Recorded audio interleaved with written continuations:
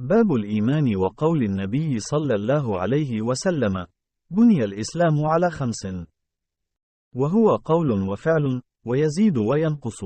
قال الله تعالى: ليزدادوا إيمانا مع إيمانهم، وزدناهم هدى، ويزيد الله الذين اهتدوا هدى، والذين اهتدوا زادهم هدى وآتاهم تقواهم، ويزداد الذين آمنوا إيمانا. وقوله: أيكم زادته هذه إيمانا فأما الذين آمنوا فزادتهم إيمانا. وقوله جل ذكره: فاخشوهم فزادهم إيمانا. وقوله تعالى: وما زادهم إلى إيمانا وتسليما. والحب في الله والبغض في الله من الإيمان.